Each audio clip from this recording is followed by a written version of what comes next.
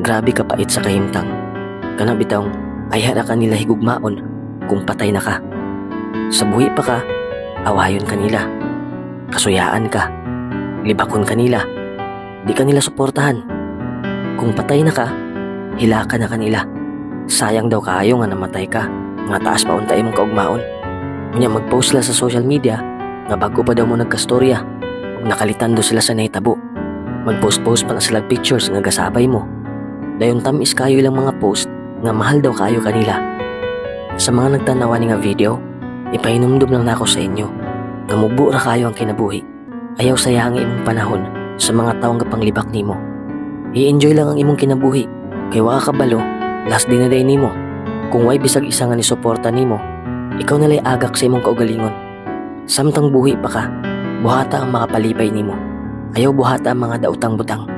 Mubo ra ang kinabuhi, maong gamita na para lipayon ang Dios.